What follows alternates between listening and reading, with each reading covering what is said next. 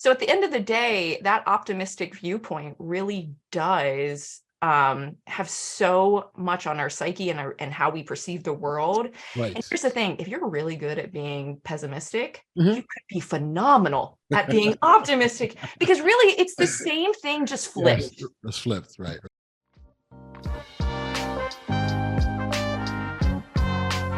Welcome to the Audacious Living Podcast, hosted by my man, Audley Stevenson, the Odd Man.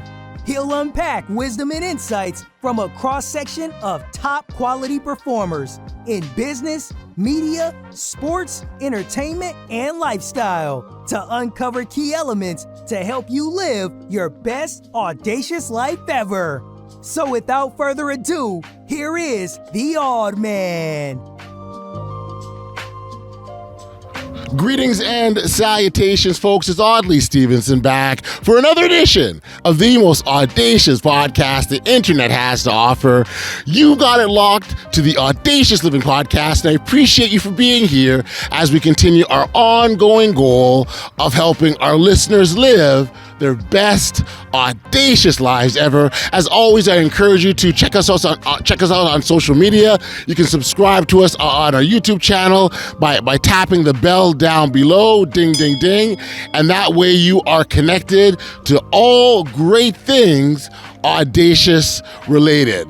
Now, the topic of conversation on this edition of the podcast is all about what it really means to be a tough-minded optimist. Now, the Oxford Dictionary defines tough-minded as someone who is strong, determined, and able to face up to reality. Optimists live with the knowing that the sun will rise every day, and that they're hopeful about the future. When you bring the two together, you've got a powerful combination. And to be completely honest with you, I'd never heard of the term tough-minded optimist prior to meeting today's guest. And so I'm really glad that Elizabeth Lewis joined me here on the Audacious Living Podcast to fill us in on what a tough-minded optimist is all about. She's a powerful individual herself. She's a mentor, a coach, and a therapist who has a real keen expertise in human behavior, psychology, and neuropsychology. She introduces us to the negative thinking traps we create in our heads, hold us back, and we also discuss the best ways to overcome them. It really was a great chat, and I'm confident that you'll take something away that you incorporate into your own life. So, without any further ado, here's my conversation with Elizabeth Lewis. Enjoy. Elizabeth, thank you for joining me here on the Audacious Living Podcast. It's such a pleasure and a treat to have you today. Thank you. Oh, thank you for letting me come on. We're 7 minutes in, and we've been talking for 7 minutes, and it's been so much fun already. Only 7 minutes, my goodness. It seems like forever. Right? Oh, well, again, I so appreciate you being here, and love the dialogue and conversations and the opportunities to talk about ways that individuals can live their best audacious lives that we talk about here often on this podcast. And so obviously the work that you as an executive business coach, helping individuals go to that next level. And I did see in a term that I very much probably I want to ask about you that first, being a tough-minded optimist. I need to know about this. I really do. So please let's get into you and your work. And I need to know how we can make people tough-minded optimists. Well, it's kind of like two parts, I tell people. Okay. First, I don't, it's not one of those like chicken or the egg type of things. It's really whichever one is your weakness is probably the best one to start. Okay. Optimism is directly connected to how easy it is for you to trust a person and how much hope you have. So a lot of times people are more fear-based in their thinking. They're more focused on like what they don't want to have happen versus being more faith-based and what you do want to see happen. And if you just take a second, faith and fear are equal in substance because neither one has happened yet. Okay. And you have to start to develop the best case scenario and really having an attitude of expectation that things are going to go well for you. In fact, there was a study done, slight tangent, there was a study done, I forget who did it, but they took 200 people. They had 100 self-proclaimed lucky people and 100 self-proclaimed unlucky people. Okay. They put a $100 bill in the same location for all 200 people and allowed them to go individually. Okay. 100% of the self-proclaimed lucky people found the $100 bill. 100% of the self-proclaimed unlucky people missed the $100 bill.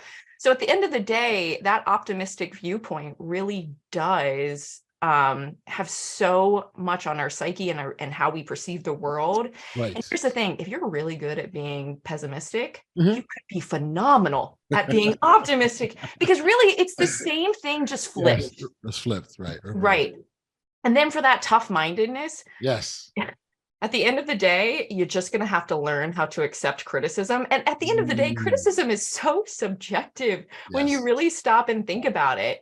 And part of being tough-minded actually connects to being bold too, because it's learning how to function normally in uncomfortable situations. It's learning how to see obstacles, setbacks, problems as opportunities. And if you're an entrepreneur or in the C-suite world, that's your life. Yeah, it's problem management. That's all you know.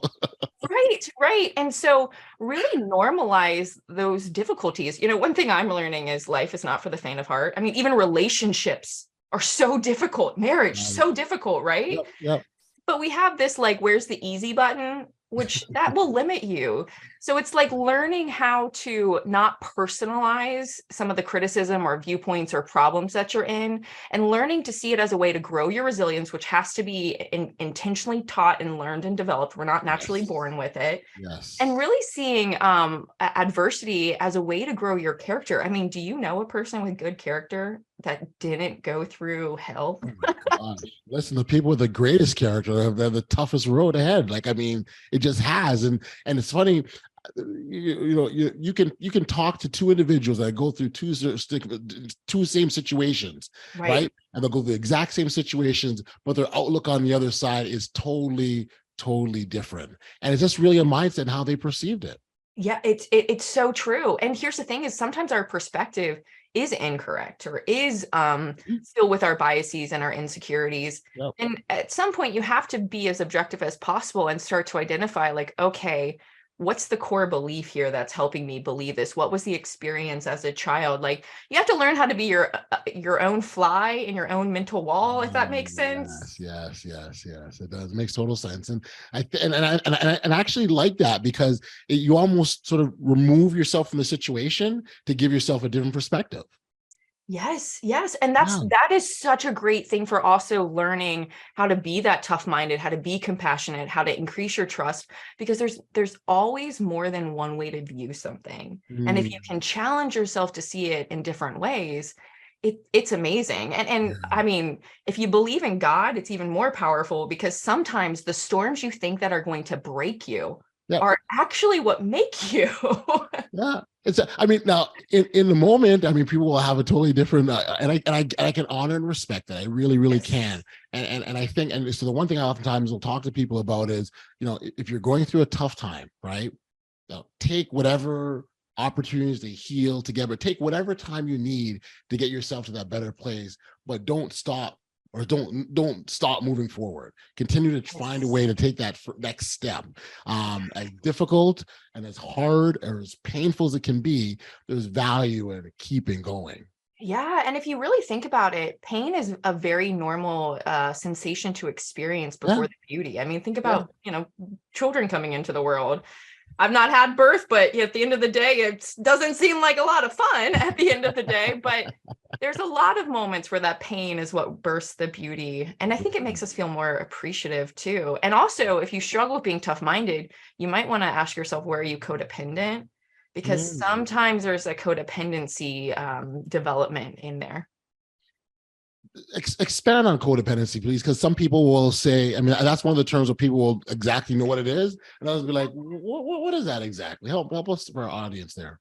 So codependency is really being dependent on another person for you to do anything, and it's typically created in our childhoods. Obviously, everything starts in our childhoods, right? and one way you can really look at this too is if you feel like you can't do anything unless your partner's with you, or unless you get your mom's approval or Right. your dad's approval or your best friend's approval. Like maybe you want to sit down on the couch and like watch TV at an inappropriate time based off of what you Right. were taught, and you like are feeling guilt and you're like, oh, I need somebody's permission, right? So it's almost being so others focused that you're unable to make your own decisions. And usually you don't trust yourself. So you're looking for that validation from somebody else. A lot of times you can have high nurturance and be codependent. Not Yep. always. There's always Yep. the exception to the rule. Yep. Codependence is always needing that additional person to move forward with you. It's really hard for you to do it. It's being No. like overly dependent on another person, I guess you could say. Got you. No, okay, makes sense. Makes sense. And it is problematic for a lot of people being able to launch into their own world because, listen, we all have our own biases and we all have our own viewpoints and perspective on things. And sometimes, you'll go to someone and say, "Hey, I've got this idea," and they're projecting their own viewpoints and their own biases and their own fears, and what they'll probably tell you is, "No, you don't want to do that. That's not a good idea for you." But they're not talking about for you, they're talking about for them. Right? Yes. Yeah. And it's so true. It'll hold you back. It'll hold you back. You have to learn how to trust yourself. One way you can see if you're even codependent is if you're going to people constantly asking their opinion. Like, what would you do? What would you do? Like, stop that. Like, stop sharing what's going on in your life and just take the leap of faith, because the only way you're going to learn to trust yourself is through having positive experiences. I mean, this is self-confidence 101. People are always like, Tiger Woods has so much confidence because he's been playing golf for so long. And it's like, well, yeah, he had, like, by the time he went professional, I think he had 16 to 18 years of positive experiences. That's what we want to create. You got to lead the boat. That's right.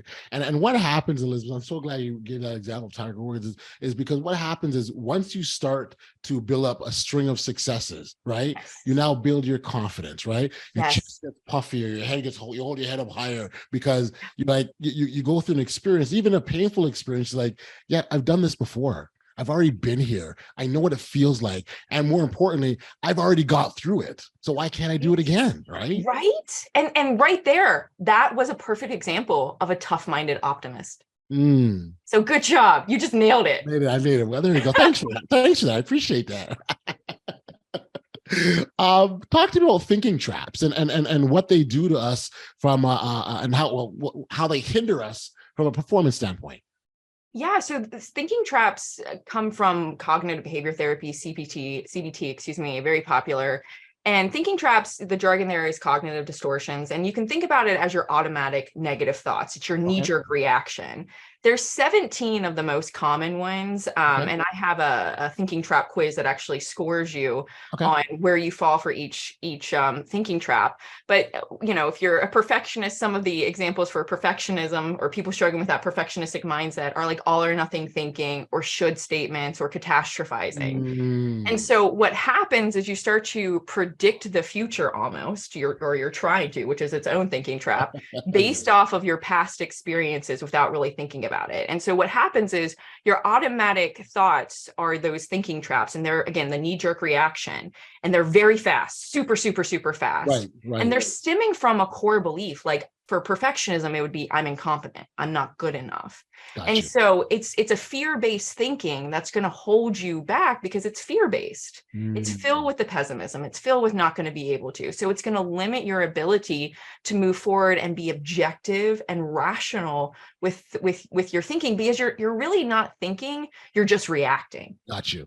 Based off of past experiences. Got you. So it really goes. I mean, that expression "thoughts become things" really is real here, because our thoughts are creating these things that we have now in front of us. So if you see anything negative, that's what you're thinking negative. That's what you're going to see.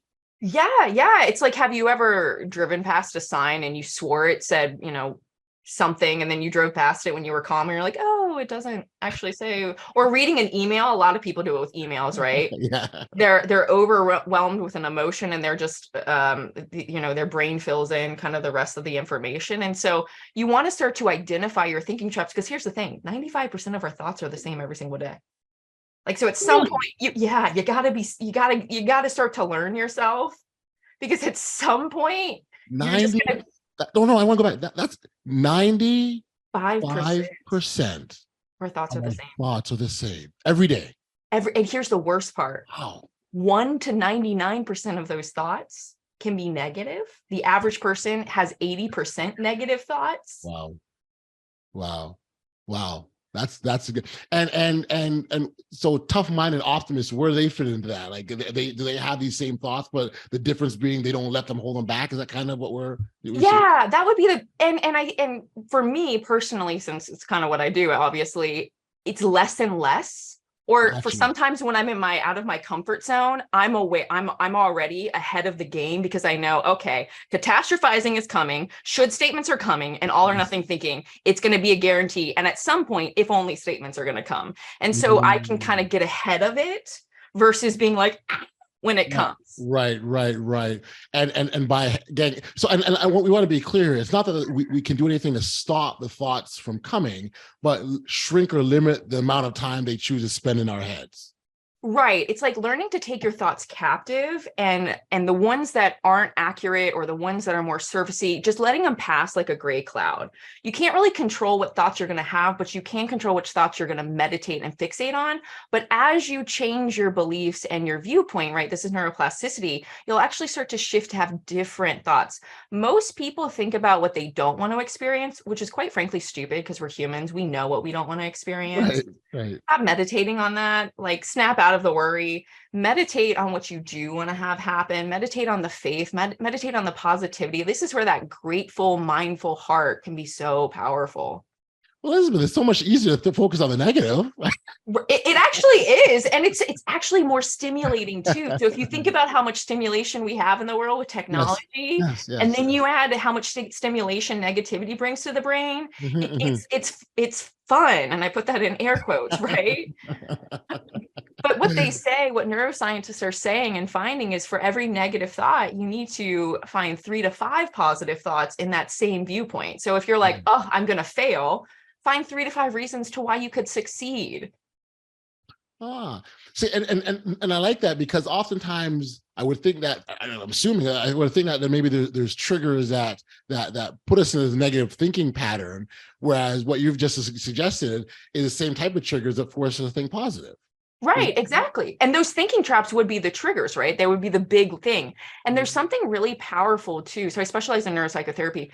There's something really powerful about being really granular in your thinking process and really being granular with the labeling. It can help you kind of get distance and see more of the bigger picture because look, I was totally neurotic this past Friday. So these storms, they happen. They still happen to me. I had an event that I was not prepared for. And I remember thinking back once I got out of the storm, like, okay, how can I get ahead of this next time? Because the unknown's going to happen. We can't predict everything. We can't prepare for everything. But when you start to figure out like what the core fear is and that way of thinking, then you can start to kind of do like a timeout in your mind's eye and get back on track and be more productive versus, being neurotic and freaking out, which is not productive and just ages you. Listen, and I'm so glad that you talked and touched on the experience that you have because we're all impacted by this, and we can't escape it. It's a normal function of just being human. Right. I'm a super positive guy, but I still have moments where my head takes us to me all kinds of crazy places, and so I'll let you in a little thing that I do, and again a little head game that I play with myself, and I actually label. When I have negative thought, I actually label it and create a person. And so so I call this negative person, I call him bro. And I'd be like, yo, bro, come on now. Not today, bro. We're not doing this today, bro. No, got no time for you. And I can visualize, I know what he looks like. I've got him in my head and I talk to him. I'm like, bro, you gotta go. And what that does, it personalizes almost, right? And so, but yeah, that's brilliant. I actually tell my clients to imagine it being a gremlin, and this is actually from the movie Gremlins. And I had to get the guy with the glasses because he's so like that movie haunted me as a little girl. I watched it way too young. I think I was 7 years old. No 7-year-old needs to watch that movie. But it's true. And what you're also doing is something that I teach my clients, which is you have to learn how to parent yourself because we all have a little girl and little boy inside of us. And really what you're doing is you're parenting yourself and saying, hey, It's all right. You got this. Like, this is Yeah. not, and you're detaching because so many times we make our identity our thoughts, if that makes sense. So you have a bad Yes. thought, you like Yes. personalize it and you run with it versus keeping it Yes. outside in front of you and being like, do I Yes. even agree with this Right. anymore? Right.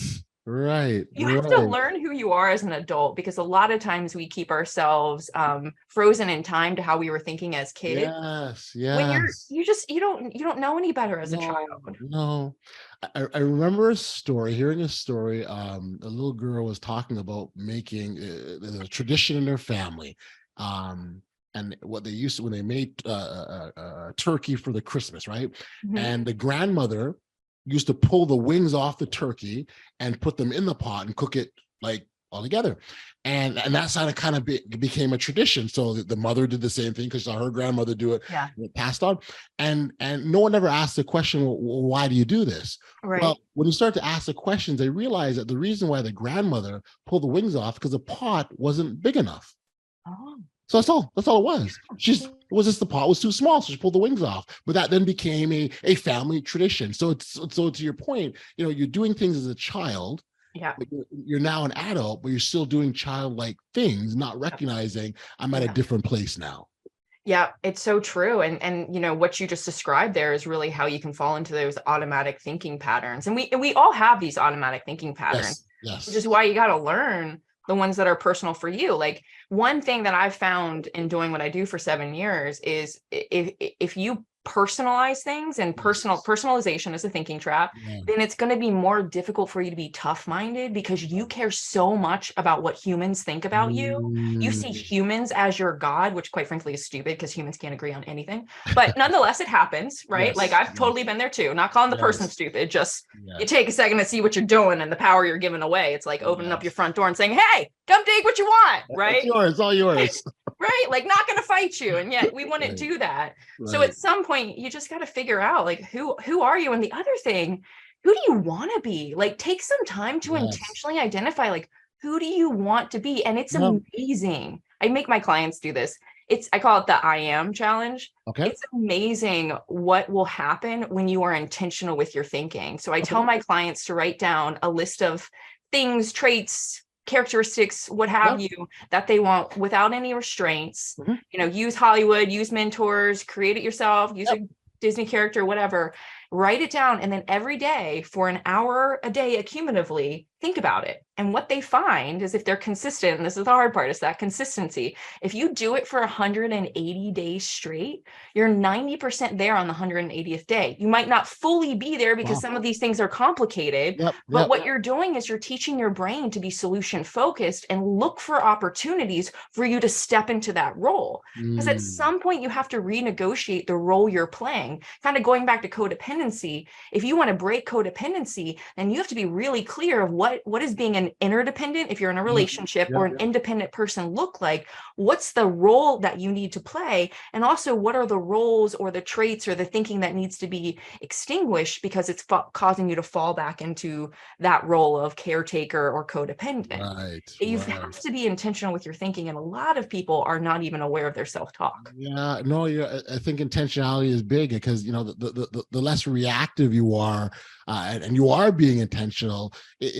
Things you can actually line things up; they make sense. So I'm doing this because this is where I want to be, or this is the goal I'm trying to achieve, as opposed to all of a sudden just going, "Oh, hey, what happened next?" And I didn't know what was going Right. on, and I didn't see it coming, or like Yeah. again, being focused on being less reactional is kind of what the idea is, and I think that will save you in the long run. Plus, there's 5 traits that really increase somebody's well-being, if you will. And the less neurotic you are, the better well-being. And when we're reacting like that, we're just being neurotic. We're just being so impulsive and so just like at the end of the day trying to fight a reality or control something that we really don't have control over in anyways. And if you just like take a time out and really think about it, usually you'll be like, oh wow, I'm totally magnifying this. Bigger than it needs to be. Another thinking trap. So there's 17 of them, you said. 17, yeah. So I want to make sure that you'll have to share if there's a link or something. I want to make sure to put that in the show notes so that way people can go and review themselves and maybe give them and be able to see where they fit and what ones are regular. Because if we're having these thoughts repeatedly over and over again, these traps are there. So make sure Yeah. We'll do that. For sure. I absolutely have to ask, Elizabeth, how did you get into this line of work? Oh gosh, God, like hands down, it was God. My bachelor's is in television producing. Okay. I now have 2 graduate degrees in psychology. But my childhood, like many people, was trauma filled. My dad died and most of my family died before I was like 15 years old. Mm. My brother tried killing me literally my entire childhood. And so I finally left home at 16, and I was dying from an eating disorder too. And so I was so mentally tortured, and I had gone to therapist after therapist, and no one was teaching me how to change. Sometimes, look, I'm a therapist, but some therapists, especially talk therapists, Mhm.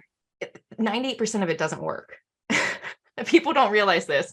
And so I was so frustrated with people being so amazed at like what I survived and overcame. I was like, cool, can you tell me how to change? Can you tell me how to break free from the PTSD? Right. I was struggling with complex PTSD at the time. And no one could tell me. So as arrogant as this sounds, I just decided to get my own master's degree. And I was like, well, I'll fix myself because I can't do this anymore. And I fell in love with neuroscience and neuropsychotherapy. And I just used myself as a guinea pig, and just Mm. started to transform based off of some of the things. And I ended up being really talented and gifted at it, that my professors before I even graduated gave me their overflow of clients. And Okay. the rest was just kind of history. And I'm a nerd. I like love studying this stuff. Like I love researching it. I take a certification like every single month. I don't Nice. really believe in certifications. It's a business, like such a business. People don't realize this. It drives me something, nuts. something to say that I certified it is just to say it, right? Well, the thing that I don't get is like you pay for college, Yes. and then you have to go pay the fee to take the certification. Like in my world, the degree trumps the certification. Yeah. But there's so many scams in the certification. I don't really care about them. I just care about the knowledge Got you. and the learning of the application. So you take that knowledge and you apply it specifically to as an executive business coach. Why that particular group, Elizabeth? I love working with high performers. I'm a fast thinker and a fast processor myself. So it's a little bit of alignment. Also, to be really honest, and I don't want to say it in a way that's negative, so give me grace if it comes out that way. There's only so much woe is me I personally can deal with. Some people want to stay negative, and I specialize in eating disorders, and like I had one, so I understand it. But sometimes you just want to take the people and shake them, right? And again, I had it. It's not going to work. But I just love the growth and the challenge. I also love career counseling for some reason, and leadership training. So I just find it really fun to work with the high performers and helping them. Also, a lot of times people don't realize this, but high performers usually have sometimes horrible self-esteem. And so I love helping them connect it. Yeah, and that was a piece I was gonna circle back on, because one would think those high performers, those high achievers, those top leaders, they got it all together. Like those are the ones that you would turn to when you're stuck. But Right. You're to hear that they've got the biggest issues in some cases. That it doesn't totally add up in some respects. Well, I think this is where humans fall into one of those biases, right? Where it's like, and it could be that it could be my own judgments and biases as well too, right? I mean, it could be, but I think it's a little like people have to, like, I love when my clients say I'm a good person. I'm like, no, you're complicated. Okay. People are complicated. We're not this, again, all or nothing thinking. We're not binary like this. I think some people are just gifted, and I think sometimes there's a taboo, especially men, right? There's this taboo for men to show their emotions, to show their pain points. There's this taboo for like, if you're a high performer, you shouldn't have low self-esteem, when at the end of the day, you're a person. Right. And people come with complications. Right. They come with baggage. And I don't really know if you can fully control your intelligence at the end of the day. Like if you have ambition, sure, you can keep growing, you can keep learning.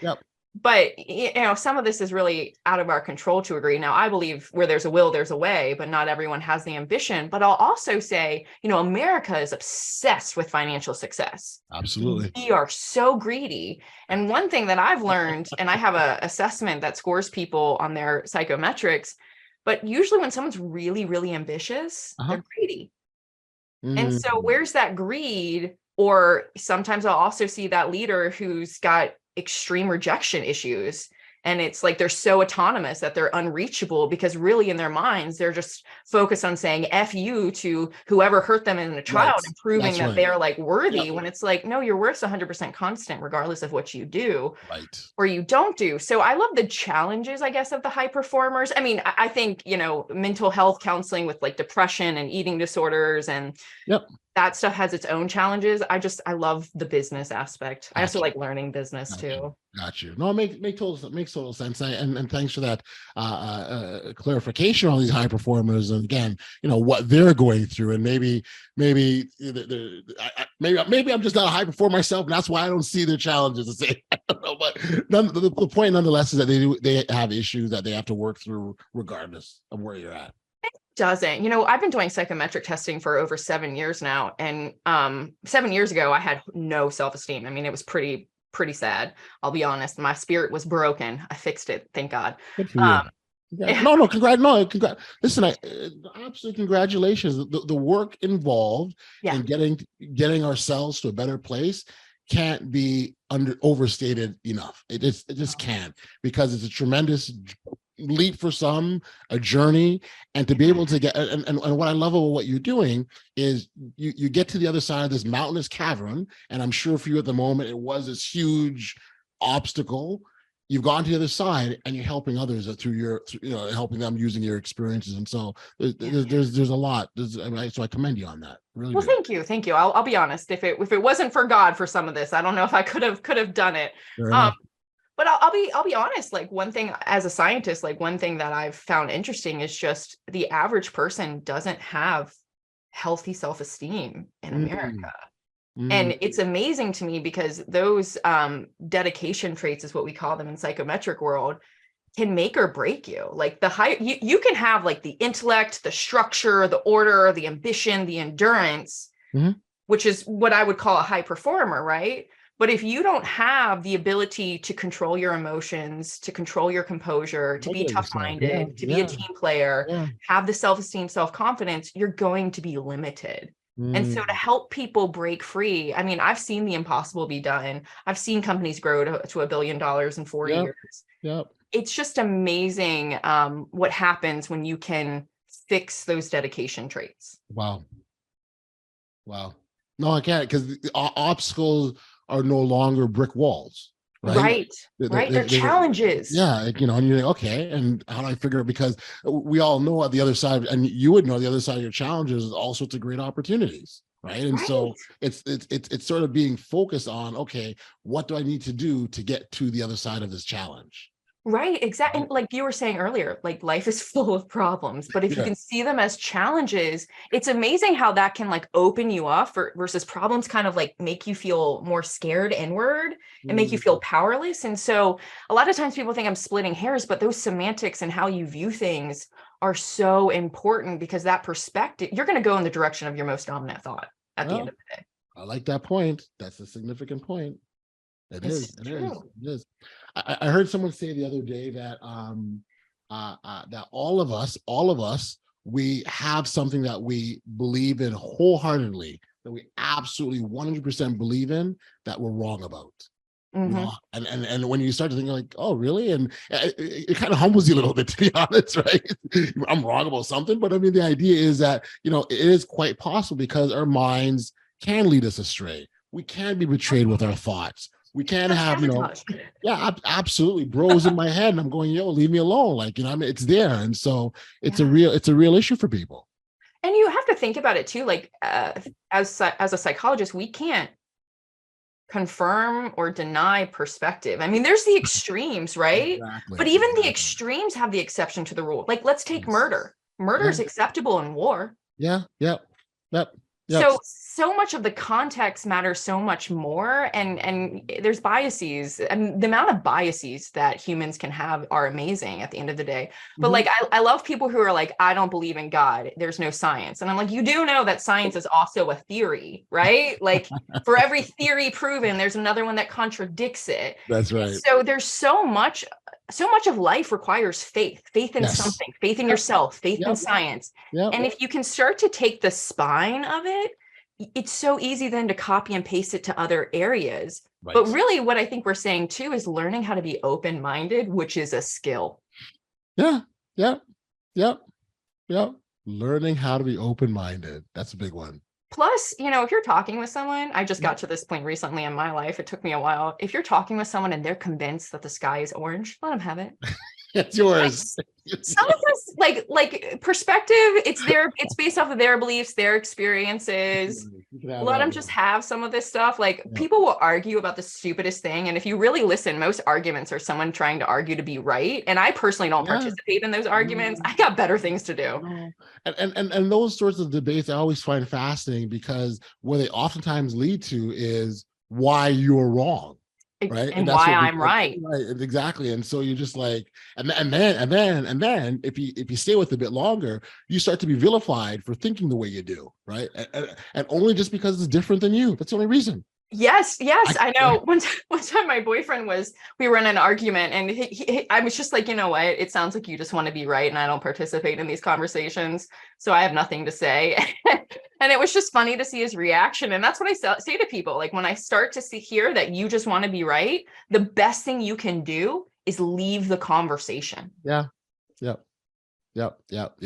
So we've talked a lot about what it is and the triggers and all, but the whole mastering it and mastering our mindset. I know you just, for example, you said learn the skill of being open-minded as an example of one of the things that we can do. What else would you suggest are good things we try to do to get master that mindset? Yes. So I specialize in neuropsychotherapy, and I remember when I first started my training in it, I was like, yes, I'm going to get this science, I'm going to get this nerdiness, and I'm so excited. Unfortunately, some of the things to really master your mindset are so and that's it. It's just no climax, right? The best skill I could tell somebody to master is acceptance. Humans want to have a reason for everything, but you have to understand sometimes there's not a reason for something. And that's a lot of cognitive dissonance for people. It's a lot of hard for people to wrap their heads around. You have to learn. Radical acceptance in psychology is opening yourself up to a situation as it is without changing it to be more ideal for you. So it's letting go of the desire to control something and really allowing yourself to feel what you feel. Again, you're observing. So that's the power of mindfulness. But acceptance is a game changer. It will allow you to not fall into an argument with someone who wants to be right. It will allow you to be probably more patient even while you drive in traffic. Acceptance is the most powerful skill I can teach a person. And it's difficult too, because there's a lot of maturity. There's a lot of growing you're going to have to do to really get to that ability to implement the acceptance.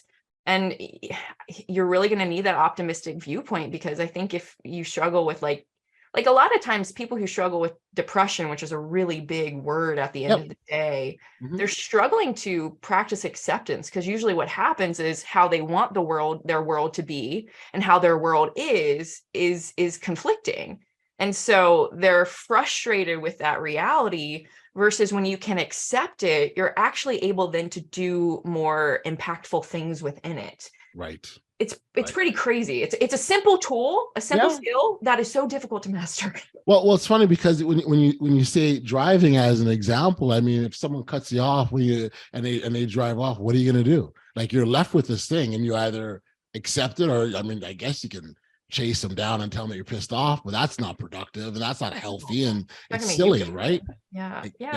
So it is really about what do you do when something happens that you can't change the circumstance and you can't do anything about it? What do? You have to accept it. You have to. I mean, at the end of the day, humans are really pretty helpless. And I mean, in the big picture of stuff, not that we are helpless beings, but we don't have a lot of control over anything. The only thing you can control is yourself. And so you got to learn how to practice acceptance, especially if you're in a relationship with a romantic relationship, business partner, employees. Acceptance is just very freeing. Right. And so for me, I mean, oftentimes when I finish these great conversations, I think about sort of what my takeaway is. And for me, it's just the power of our thinking, Elizabeth, and how much control we have. Not to say that, again, and we talked earlier, not to say we won't have negative thoughts, not to say that they won't enter our minds, but what do we do with them when they arrive? Do we let them take up space, or do we push them along as you suggested. Yeah, letting them go. And that's the other thing. When you can practice acceptance, you can practice the acceptance of letting go your thoughts. And people are always like, well, how do I let go? And they hate this answer. That's such a big question, isn't it? And here's the thing. Most people don't like the answer, but if you can pick up a cup and you put the cup down and you remove your hands, that's letting go. That's the same application here. Right. Yeah, but that cup didn't piss me off. That cup didn't get me upset. That cup didn't rile up my emotions, right? Like, but if you stop for a second, and that was perfect. That dialogue right there, that was perfect. Because if you stop for a second, 9 out of 10 times, it's selfishness. It's life didn't go my way. They did this to me. Like, look at the narration. You. At some point, you got to be like, all right, well, the world don't revolve around you. They pissed you off. Understand that's your problem, not theirs. Yes, because they've already gone. They've left. They've moved on to something else. Well, no one has the power to do anything to you that you don't give them. Like, you can't make me mad if I don't come into agreement with it. Right. Like, I have friends that are that are shifting genders. I don't know the correct way of saying that, but they're transgender, and they're in the process of transferring.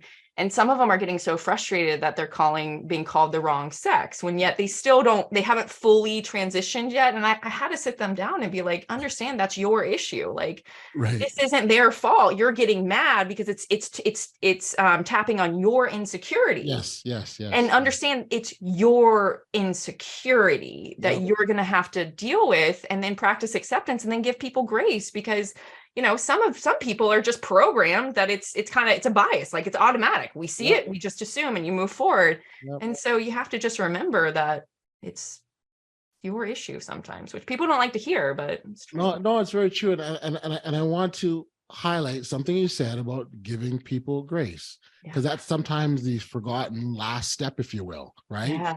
We're assuming that people in their heads, they're in our minds, they know how we feel, we know how we think, and they don't. And we just have to understand that perhaps in that moment they were preoccupied with something else. They got something else going on in their world. Maybe they just are totally unaware. Maybe they weren't raised that way. There's so many reasons that will justify why I didn't see the way you saw it, but I shouldn't be vilified for that. And you're so right too. And I personally, I've hurt people's feelings. I mean, I can be really tactless in what I say, but most of the time, people aren't really thinking about the other. Like, we're self-absorbed humans at the end of the day. Like sometimes, again, that personalization. Like, did they mean to hurt you, or were they just being mindless, or not 100% aware, or focus on their own issues, their own problems. And I'll say just really quickly, the 3 mindsets that hold people back the most that I've experienced in my practice is rejection. So being, really needing that human approval, jealousy and envy is another one, because it makes you so preoccupied with like a lateral viewpoint than going forward. And then bitterness. That unforgiveness, bitterness bitterness is even linked to cancer. Bitterness is huge. And if I tell my clients, we have to break these 3 mindsets if you really want to start to reach your potential. And kind of going back to grace, you have to learn how to quickly forgive, because we all fall short. We all mess up. Look, I've cut people off before driving, and I'm like, oh my God, I'm so sorry. I didn't mean to do that. I don't know what I was thinking. My brain said, don't go. And my foot said, go. Yes. Oh my God. And I'm like, it just happens. I've done that. I've been there too, so I can relate. I would have thought fear would have been high on that list of top 3. Fear is big. Usually fear, some of these things go into them as well, like they weave in. I tell my clients that rejection is typically the last spirit we want to deal with, if you will. And then you have fear, and then you have unlovingness. But bitterness and jealousy and envy, they all fit in it. At the end of the day, bitterness and jealousy are going to keep you focused on other people versus moving forward. So when you think about bandwidth, we only have so much bandwidth in a day, right? So that if only, or if I had this, it causes you to be so frustrated and so angry, and then it feeds that rejection spirit. And then that bitterness causes you to just it causes you to just be a mean, nasty person at the end of the day. And Yes. you aren't going to be present-minded or focused when you're so worried about how that person hurt you. I mean, if you think about the rise of suicide right now in America, it's self-bitterness. I mean, the last step in bitterness is murder, and people forget that you can also self-murder, but also murder people with your words. Yeah. No, powerful. One last point I wanted to touch on, and Elizabeth, that's amazing chat, man. We had such a great time talking. Thank you. It was so much fun. Thank you. And I love the manner in which you just made it very free, understandable in your delivery. So that very much is appreciated. I guess there must be something. So when we talk about acceptance and accepting situations as they are, there also be, I guess something must be said in terms of who we are and knowing who we are and knowing sort of where we are in the grand scheme of things. Because I think if we have that clear understanding of what our drivers, what triggers us, what makes us happy, what makes us sad, understanding, our personality dimensions, these things can help put us in a better place, can they not? Oh, absolutely. I wish grade school spent more time on teaching you about you at the end of the day. But that probably wouldn't work for the government. I mean, you have to take some time to learn yourself. It's kind of like relationships, right? Like relationships, you always need to renegotiate the roles, the boundaries, the values. It's the same with yourself. You've got to figure out, who are you? What's your wiring? What are the things you see that causes you to reconstruct memories that will cause you to be cruel? But you also have to remember, like, whatever the assessment says about you, because I do believe in assessments here and there. It's not like it's carved in stone. I mean, the brain is so powerful. Neuroplasticity, rewiring your brain is such a real thing. So if you do not like something about yourself, you can change that, but you have to be willing and you have to be consistent with it. And only you can do that work. I mean, I'm a therapist, I'm a coach. I can align you to the trigger perfectly. But you have to pull the trigger. I can't do it. And if you jerk or hesitate or overthink it or what have you, then that's unfortunately going to be your result. You're going to be shifted out a little bit. And so you have to do the work. And at the end of the day, we're learning that emotional intelligence is going to take you way further than intellectual intelligence. I think we all know that really smart person who's not wise at all. Got you. Right? Like they're just not wise. They're like, ooh, right? And wisdom is so much better than that knowledge at the end of the day, because there's always the exception to the rule. Always. Yes. One more capital yes. I agree. Elizabeth, listen, this is so far. First off, thank you for being here. I very much appreciated the dialogue and chat. It was so much fun. And again, very, very informative. So thank you. For our listeners who are wanting to learn more about you or the work that you do, I know you're going to send us those 17 thinking traps for sure. We'll get that out there for people. But where can they find out more about you or catch up with you and your work? Yeah, they can go to my website, ElizabethLewis, LOUIS.com. I spell it like Joe Louis, the boxer. I'm also very big on LinkedIn and Instagram. I have a YouTube channel. I have all this stuff except for Twitter. I'm just not. I don't tweet. I got one. I don't tweet a whole lot often, but I got account. Yeah, there's only so many platforms I can spend my time on. Understood. No, this has been so good. Again, when I look at the dialogues and conversations we have here on this podcast and how we want people to be encouraged to think audaciously and boldly. This is, what we've talked about today is so much in line with that. So again, thank you for contributing to the conversation. Well, thank you for having me. And the last thing I'll say is, if you can imagine it, you can do it. I love it. If you can imagine it, you can do it. Yeah. Amazing. Thank you, Elizabeth. Take care. Thank you.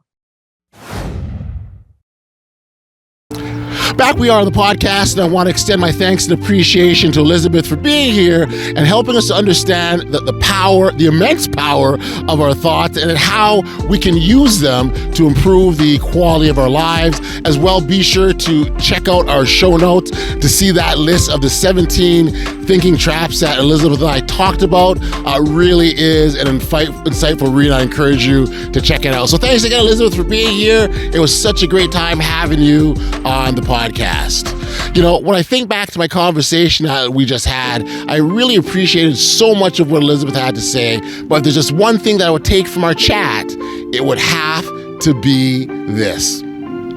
Being a tough-minded, optimistic person is about having a positive outlook on life while also being resilient and adaptable in the face of challenges. It means having the courage to face difficult situations head-on and the ability to maintain a positive attitude even in the face of adversity. There are a ton of benefits to being a tough-minded optimist. For one, it can help you stay motivated and focused on your goals. And that's even when things are getting tough. It can also help you maintain a sense of perspective, which allows you to see challenges as opportunities for learning. Here are a few things that you can do to develop a tough-minded, optimistic mindset. Instead of dwelling on the negative aspects of a situation, try to focus on the positive. Look for the opportunities and the silver linings and try and maintain a sense of gratitude when things are going well. Develop your resiliency by building up your coping skills. And those are things such as problem solving, stress management, and self-care. Recognize that failure is a natural part of life and it can be a valuable learning opportunity. So when we experience failure, take the time to reflect on what went wrong and how you can improve in the future. Surrounding yourself with positive people and influences can help you reinforce an optimistic mindset. Seek out those relationships and activities that make you feel energized and inspired. And then finally, cultivate a growth mindset. Instead of feeling limited by your current circumstances, focus on the potential for growth and improvement. And I assure you, these things will help you develop an optimistic mindset, which is an absolutely audacious feeling. We've come to the end of another episode of the Audacious Living Podcast, and as always, I send my thanks and appreciation to our amazing listeners and all those lovers of Audaciousness. I really appreciate you, and thank you for your tremendous ongoing support. Until next time, stay safe, be kind, show love to one another, and be audacious.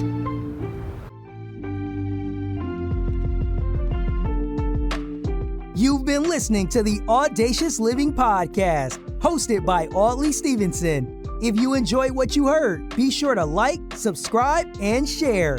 Until next time, be audacious.